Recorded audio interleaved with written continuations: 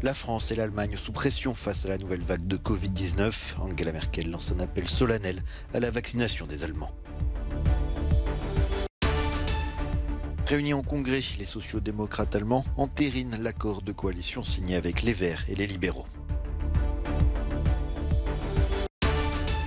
Le pape est arrivé à Athènes, une étape de sa tournée dans la région, durant laquelle il compte dénoncer frontalement le drame des migrants aux portes de l'Europe.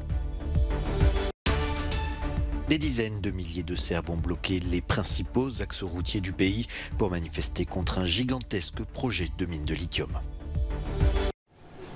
Avec la 5e vague de contamination au Covid-19, les hôpitaux français sont à nouveau sous tension. Dans cet établissement de Strasbourg, le service de soins intensifs a vu le nombre de ses patients doubler en à peine 15 jours. Une hausse à l'image de l'ensemble du pays, où plus de 2500 personnes sont actuellement hospitalisées dans des services similaires. En Allemagne, où le taux d'incidence est encore plus élevé qu'en France, la chancelière Merkel veut accélérer la campagne de vaccination. Nous sommes au milieu de cette 4e vague de la pandémie, dans une situation très grave. Dans certaines parties de notre pays, on ne peut que parler de drame. Des unités de soins intensifs surchargées, des personnes gravement malades qui doivent traverser l'Allemagne par avion pour recevoir les soins dont elles ont besoin. Et actuellement, jour après jour, un nombre terriblement élevé de personnes dont la vie est emportée par le virus. En Italie, le port obligatoire du masque dans les rues commerçantes les plus populaires de Rome est entré en vigueur ce samedi. Le pays fait lui aussi face à un rebond épidémique important, bien qu'à des niveaux largement inférieurs à la France, l'Allemagne ou l'Europe centrale. On y dénombre environ 225 cas quotidiens par million d'habitants, soit 2 fois moins que lors de la 2e vague qui avait frappé le pays l'hiver dernier.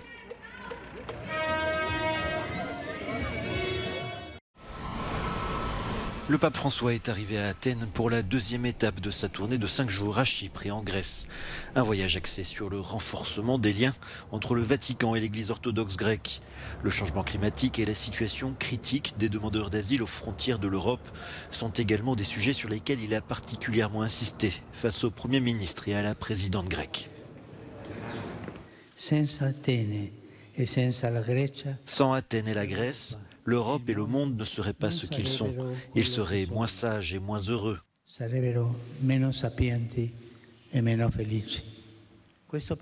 Ce pays accueillant a vu arriver sur certaines de ces îles un certain nombre de frères et sœurs migrants, en plus grand nombre que les habitants eux-mêmes, augmentant les désagréments induits par la crise économique.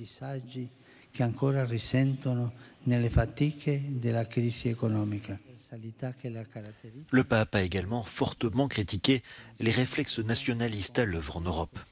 La communauté européenne, déchirée par les égoïsmes nationalistes, apparaît parfois fermée et sans coordination, au lieu d'être le moteur de la solidarité.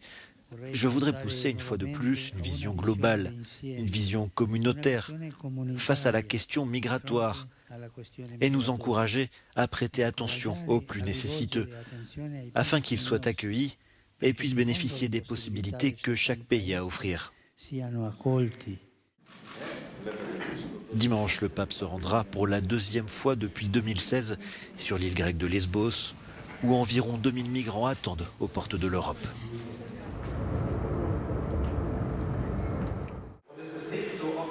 C'est sans surprise que le SPD, les sociaux-démocrates allemands, ont ratifié ce samedi l'accord de coalition. Un texte qui encadre le travail du futur gouvernement formé avec les Verts et les libéraux. Les quelques 600 délégués réunis en conseil extraordinaire ont plébiscité l'accord à 98,8%. Après 16 années de pouvoir d'Angela Merkel, ce gouvernement, sans les conservateurs, ouvre un nouveau chapitre pour l'Allemagne. Le progrès. C'est ce qui nous distingue, le SPD, les Verts et le FDP. Et c'est aussi ce qui nous distingue des autres qui siègent sur les bancs de l'opposition au Bundestag. Le fait de voir que nous avons des idées, que nous voulons réellement les faire aboutir. L'accord de coalition a été ficelé à l'issue de négociations menées tambour battant et mises au point en un temps record. Il prévoit notamment la sortie du charbon, une politique climatique ambitieuse et la légalisation du cannabis. À Varsovie, pour une réunion entre dirigeants souverainistes européens, Marine Le Pen a rendu hommage aux victimes du ghetto de Varsovie. Son parti entretient pourtant une position ambiguë quant à la reconnaissance des crimes envers les Juifs durant la Seconde Guerre mondiale.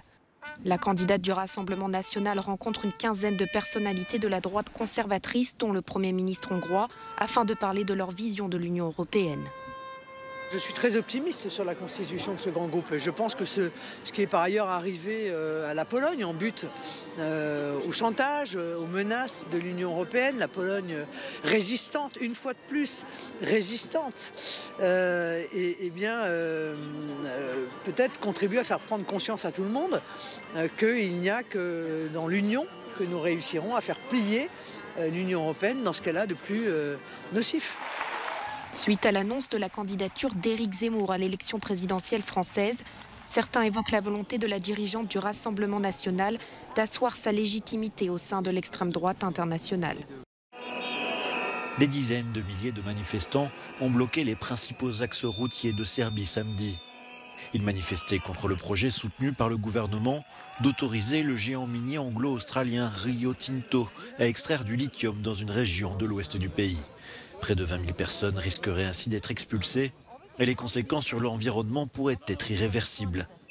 Beaucoup craignent également que le gouvernement ait récemment modifié les lois sur le référendum et l'expropriation afin de faciliter l'ouverture de cette mine. Et c'est désormais Aleksandar Vučić, le président serbe, qui est dans le collimateur des manifestants.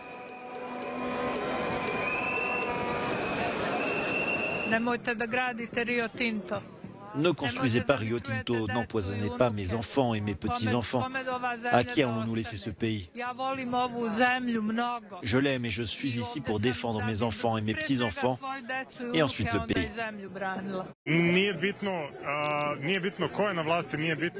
Peu importe qui est au pouvoir, peu importe qui prend la décision, seul l'environnement compte et nous ne voulons vraiment pas de ça. C'est un soulèvement civil contre ce qui se passe.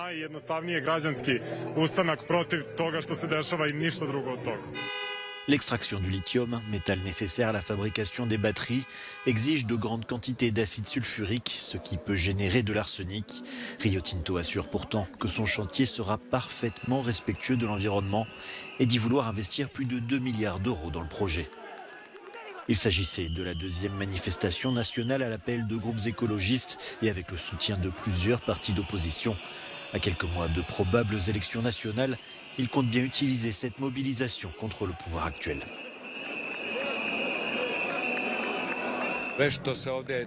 Tout ce qui se passe dans ce pays est contraire à la loi, surtout ce que font les autorités. Donc le blocus des autoroutes est aussi illégal que la loi sur l'expropriation, sur la saisie des biens privés. Personne ne serait assez fou pour bloquer des autoroutes dans toute la Serbie s'il y avait une loi. Tout cela est dû à l'anarchie absolue que ce gouvernement met en œuvre. Sve ovo jeste prouzrokovano jednim apsolutnim bezakonjem koje ova vlast sprovodi.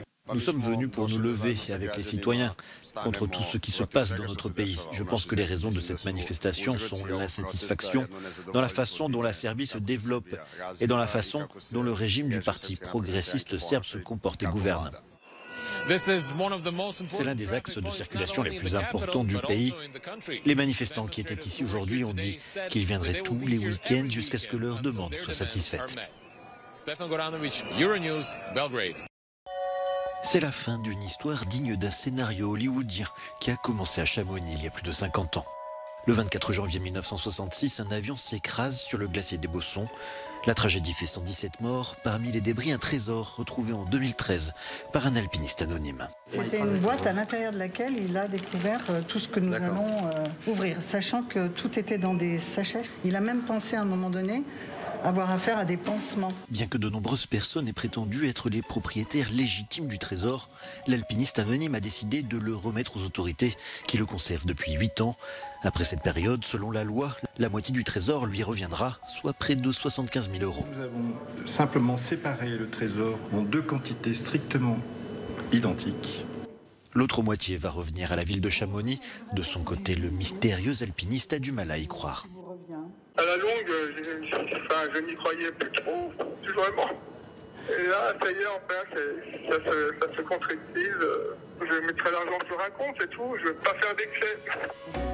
Les désormais célèbres pierres seront exposées à partir du milieu du mois de décembre dans un musée de la ville. De quoi attirer les amateurs de trésors et de bonnes histoires.